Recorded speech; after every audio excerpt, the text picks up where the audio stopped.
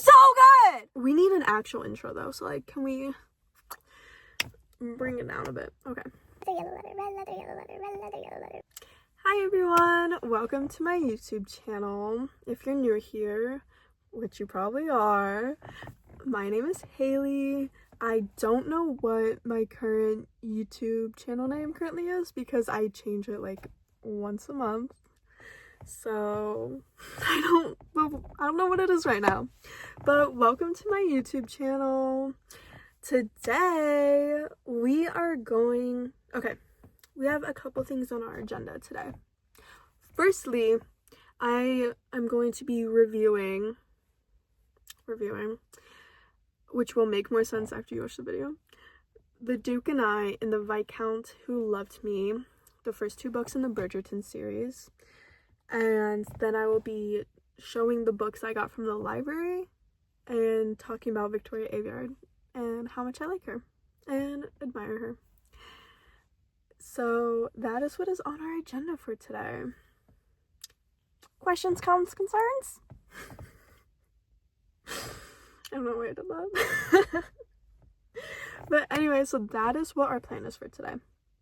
And I hope you enjoy it, because I hope that you can feel how much I enjoy talking about books and how much I love literature, I love reading, I love writing. I hope that my joy for what I'm talking about I hope it seeps through the screen and infects you with joy as well.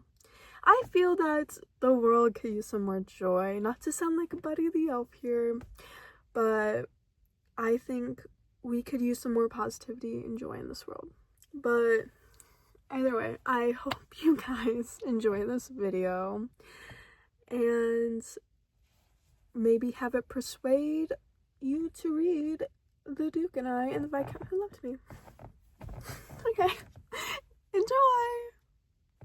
I am filming this in a church parking lot, and I am using the Christmas lights as lighting. She's innovative.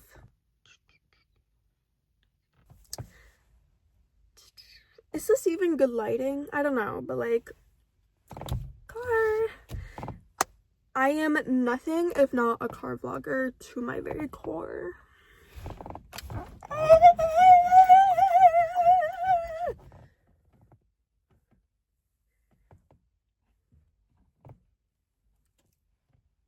Okay, so the books I've been reading, I would have read them faster, and I did get through them really fast when I had the time to sit down and read, because I get like towards the end of it, and then I'd have to go to work, and I was like, oh, I'll just read on my break. Girl, you did not read on your break. You know what I did on my break? I talked to my friend. I talked to my friend who was working in the ED. That's what I did on my break. So I would have finished these faster if I didn't have a job. Okay, and I can't show you them because I just returned them today. Not even an hour ago. So, but I will talk about them though. Okay, so the first book that I read was so basically I just read the first two books of the Bridgerton series because people were like, oh my god, I love this show, it's so good. And when I got it, like, I was in a bit of a romance book mood, which like I was surprised by, because I find romance books, como se dice, so painfully dreadful. I rather cut my own throat, rip out my jugular, slurp on it, and toss it to the side. And then stomp on it, run it over, and bleed out to death. So I was really surprised when I was like, oh my gosh, you know what I feel like reading? I feel like reading a good romance book right now. I feel like reading a good romance book. So I was like, okay, let's find something. And I came across the Bridgerton books at the library, because I support my local libraries, and so should you. And, it's taken me a bit to do this, because, like, I love my books. I love having my books. I have a horrible problem where I read a book once, and then I don't pick it up. I'm not a rereader. I wish I was. I do. I wish I was a rereader. And like, of the books I truly love, that I like will always go out of my way to reread, I do buy those books. But books that like I'm probably only going to read one time, I don't buy. And the books I do buy, I only buy special edition versions of them because it makes me feel more validated, I guess. I don't know. So, but you know, I'm a little library loving little girl. I am not a little girl!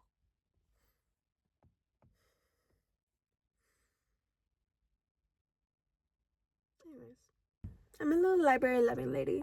Now say that 5 times fast. Library loving lady, library loving lady, library loving lady, library loving lady, library. That was 5 times. Anyways, okay, so I read the first book, The Duke and I, in 2 days. And I read The Viscount Who Loved Me in 2 days. So The Duke and I follows Daphne and Simon. And oh my god, it was so good! It was so good! Oh my god. Which is insane because I usually despise romance books. I think they're awful, dreadful, horrible. I hate them. I hate the insta love. I hate the, oh, he likes her, she likes him, blah, blah, blah, blah. I fucking hate it. And sure, The Duke and I may have been slightly the fucking blueprint of modern romance books that I find horrendous. But it was so good. The writing, the characterization, that... Actually, you need to see, I am squatting. That is what these modern contemporary romance books are missing. Like, the characterization. Daphne, I fucking love Daphne. Ignoring chapter 18. Chapter 18 was a choice. It was a choice. I feel like we could have gotten to the end finding a different way to get there and did not have to resort to, spoiler, sexually assaulting your husband. But who am I? Who am I? What do I know? What do I know? But oh my god, it was, oh, hello, why'd you fall? Don't fall. Sorry, phone, I don't mean to yell at you. It was so good! Oh my god, read in over 400 pages in 2 days, which honestly, for all of us big lifetime readers out there, that's not a flex. That's a Wednesday night. Characterization. I love Daphne. She was witty. She was funny. She was I can't even find the right words, but like, I loved her because she was quick with it. Like, she was like, if someone was like, oh, like, you know, a little razzle dazzle, I'm gonna, as the kids say, I'm gonna rizz you up. If you don't meet her standards, no, goodbye, bye-bye. And like, her comments, she was quick with it, quick-witted, my queen. And I loved her relationship with her brothers. I love all the Bridgerton siblings. I love their family dynamic. I thought they resembled a real family. Especially with the way that, like, you want them to shut the fuck up and let you do your own thing. But also at the same time, it's like, oh my god, love you, twin. I loved Daphne and Colin's relationship. I love that they're named alphabetically. Anthony, Benedict. It makes it so easy to remember though, and like the order of the kids. So like, I'm guessing that's like the reasoning behind it, is because like it just makes it easier to like remember their birth order and all. But you know, you got Anthony, Benedict, Colin, Daphne, Eloise, Francesca, Gregory, Hyacinth. And I love them. I love their relationship. Little Gregory flinging peas at the Duke over dinner. The mom being like, how they're like, yeah, she's an amazing mother. But oh my God, stop trying to marry me off. All these people. Ugh. And like, I don't know. And Simon and Daphne's relationship was, what I liked about it, it had me thinking, what the fuck? But not what the fuck in the way it ends with us makes me want to light the entire Colleen Hoover books on fire. But what the fuck in the way where I'm like,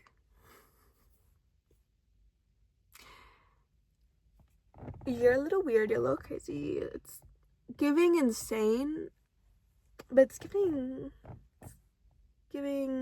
I support women's rights, but I also support women's wrongs. Aside from chapter 18, that is a woman's wrong I do not support. But the rest of it, I'm like, I support women's rights, but I support women's wrongs too. Because, like, her... like, I'm trying to talk about it without giving too much away, and like I'm not a book reviewer. I no longer even have the book with me. I wasn't reading it with the intention of reviewing it. But oh my God, it was so good.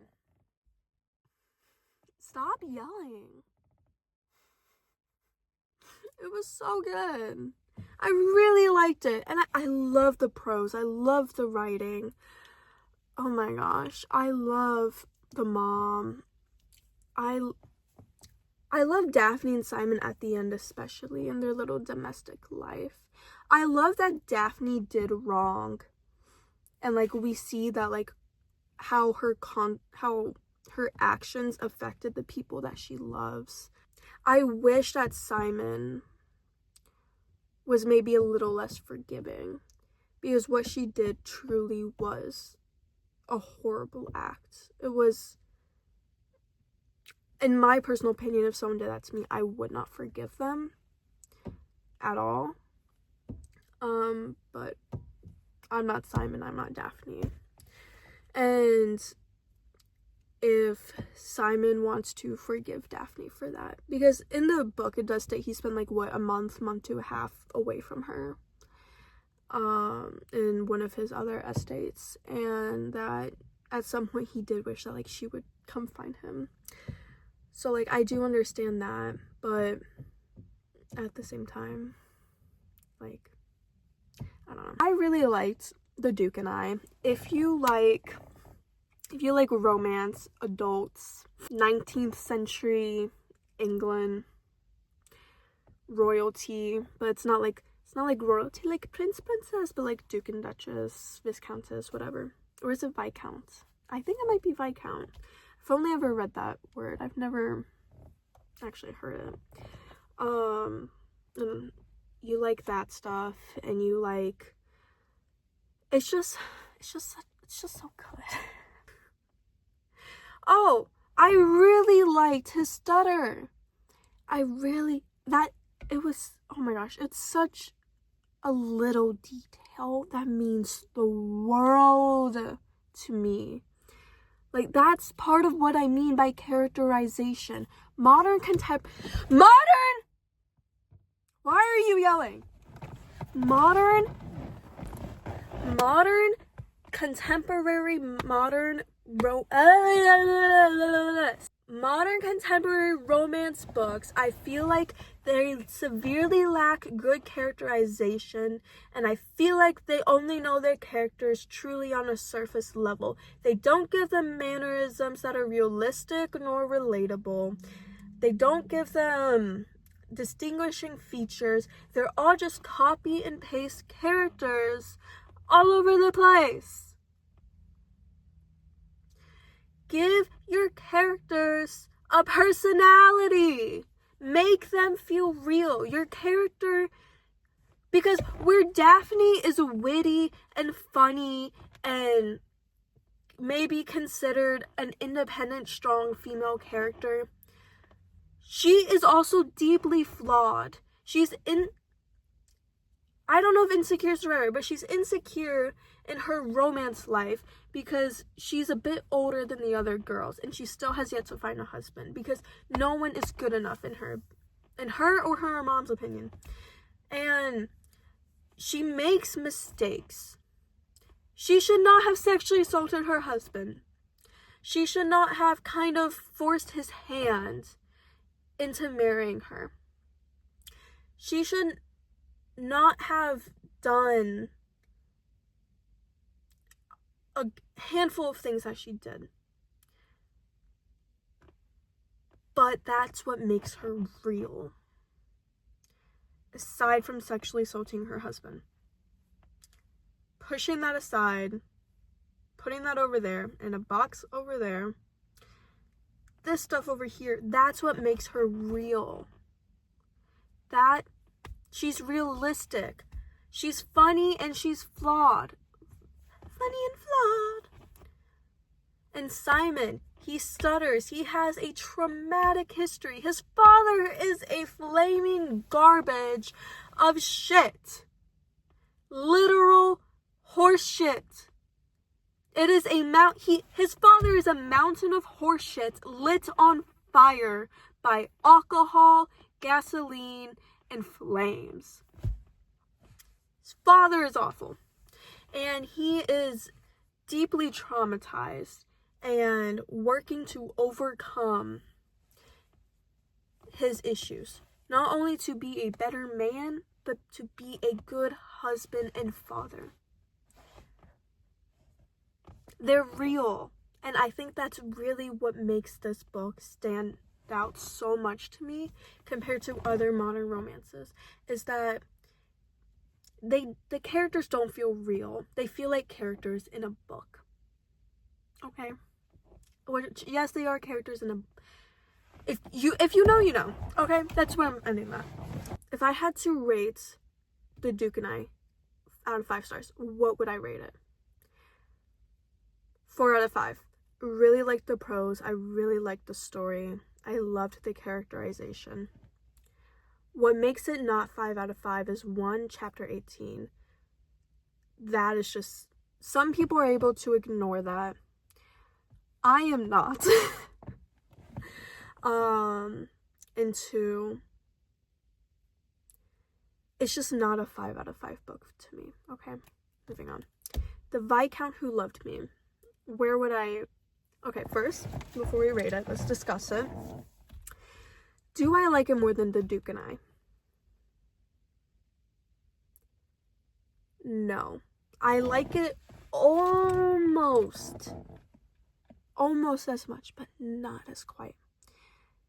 Because I'm personally not a fan of the beautiful half-sister, ugly half-sister trope. I don't love that. In fact, you could say I hate that with my entire being. You could say I go as far as hating a beautiful sibling, ugly sibling. I hate it. Truly, I do. Okay, we get the point. Moving on. I liked her relationship. I liked with her family. I liked that her stepmother loved her as her own. I loved the realness of her. I loved her fear of storms and thunder. I loved her fear of thunderstorms. I thought that felt really real. I don't love, and I've never been a fan of, the whole, like, comforting love interest through their fears while they're having, like, a panic attack, and then, like, realizing, like, oh, I guess they're not that horrible of a person, and, like, you already liked them before, now you're gonna like them more. So, yeah, I'm not a huge fan of, like, love interest A comforting love interest B while they're having, like, a panic attack or something like that. I don't love that. Some people do. I do not. I'm not a huge fan of romanticizing situations like that. Like when in Teen Wolf, for example, when Lydia kissed Stiles during, or was it the other way around? Okay, when Stiles and Lydia kissed while one of them was having a panic attack. I was not a fan of that at all. And yes, okay, in the situation in The Viscount Who Loved Me, he didn't kiss her to calm her down, okay? But, I don't know.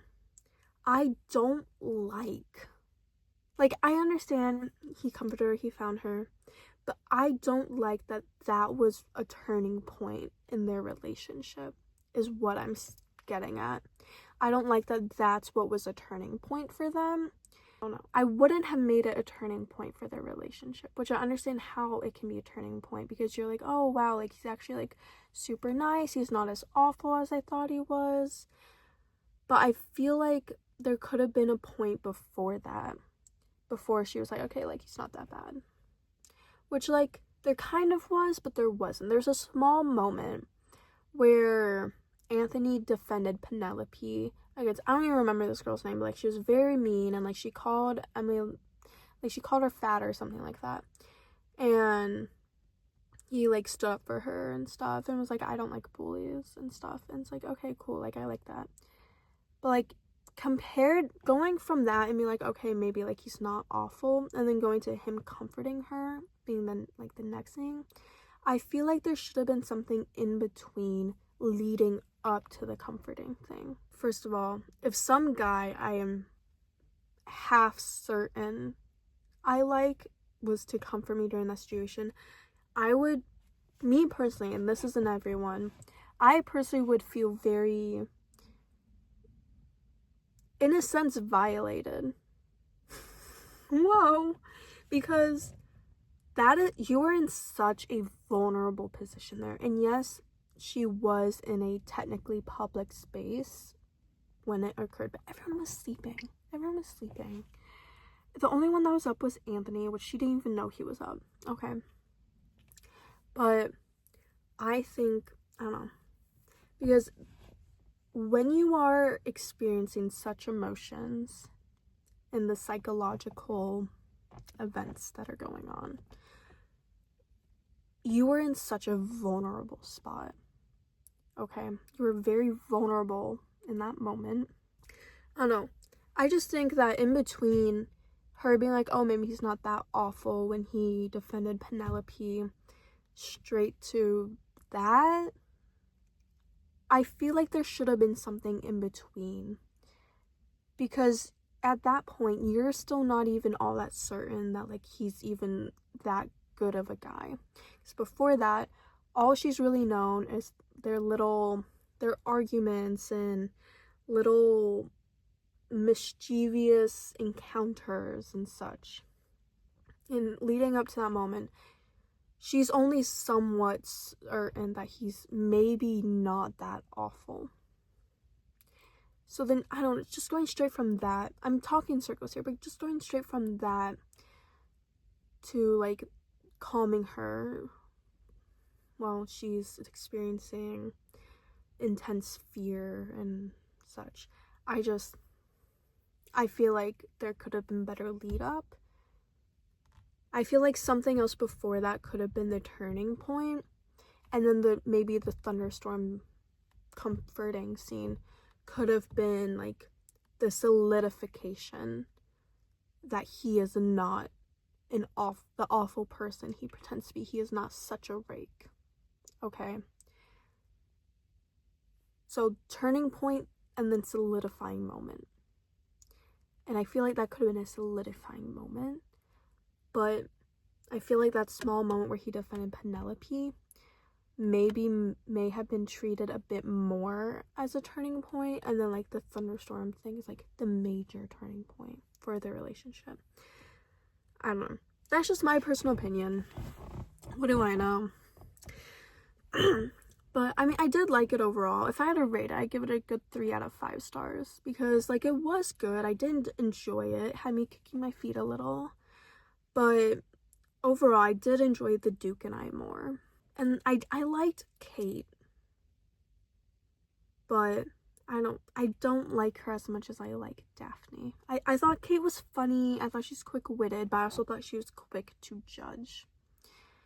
Because she kind of came out shooting firearms at Anthony without really knowing him, just based off of Lady Whistledown's opinion. And I don't know, I feel like if she gave him more of a chance from the get-go, she would have been like, oh, okay. But now they're married and they're quite lovely. Me personally, if I was Kate, I never could have married Anthony. Maybe if I met him under a different situation, but for me, I could never marry someone who spoke such callous, rude words to me, who has insulted me, and has even yelled at me and blamed me for my dog knocking my sister into a cold lake and her getting sick. When it's like, it's the fucking dog's fault. Should I? Honestly, no, it's the fucking dog's fault. We've already established that dog has a mind of its damn own. So, me personally, I could have never married Anthony after the situation and mischievous encounters, I so called it, that her and Anthony had when they were constantly arguing and such. Because he did yell at her, he did raise her voice at her. And me personally, I'm not for that. There are situations where it is okay for you to maybe yell at your partner, but I don't think any of those situations where he did were acceptable ones in my book. Again, I did really enjoy the book, and I enjoyed the relationship and the development, but personally, I wouldn't have married Anthony. Yes, she did as well. She played a part. But, I don't know, I just personally would have never married him after that. Especially because he said some really insulting words to her. And so it's just like those are things where even if we're married down the line and we have a very loving, fulfilling relationship with a big family, those are still things that would be in the back of my mind, thinking, well, does he still think that? Has it gotten worse? Like, if he could have said that to me before, what could he say now? What does he think now that he doesn't say to me? You know? It's me personally. So because of that, I'm actually going to knock it down to 2.5 out of 5 stars. Because, don't get me wrong, I did like it. I don't know. Like, that's just my personal opinion. Like, I never could have dated him after that. So 2.5/3 stars out of 5 for the Viscount Who Loved Me. A scene I did like was when they're playing, like, I don't remember what game it was, but it was at their country house, and Daphne, Simon, Kate, her sister, Anthony, and Colin, I believe, were all playing. And I really liked that scene. I liked that it showed how, like, Kate can be just as vindictive and competitive as the Bridgertons, and like it showed how well she could fit in the family if she were to marry in. And it also nicely contrasted how Edwina, that's her name, Edwina would have fit in if she had married Anthony, which I don't think would have been as well as Kate and Simon fit in. Which Simon, he's very different from the Bridgertons, but he's similar enough, especially, like, I feel like he's similar enough that he fits in quite nicely. But I don't know, I think I'm not sure how Edwina would fit in, and I think Kate fits in very nicely. And I thought that was a nice scene to kind of show that. So you finished the video. Was it good? Did you like it? I hope you liked it. I liked it. I had fun. I had fun filming it. So I hope you liked it. And if you didn't, please don't tell me. I'm very sensitive. But anyways, so thank you for watching my YouTube video. If you find that you rather enjoyed my presence or the things I like to talk about, then feel free to like, comment, and if you feel so inclined, even subscribe. But yes, thank you for watching my YouTube video. I hope you enjoyed it. And I hope maybe I persuaded you to read The Duke and I and The Viscount Who Loved Me. And my mom was like, oh, you should watch the show. But no, because the show reveals who Lady Whistledown is in season 1. I still don't know who Lady Whistledown is. And if any of you comment who Lady Whistledown is, I will personally find you and shit in your bed and smear it all over your wall.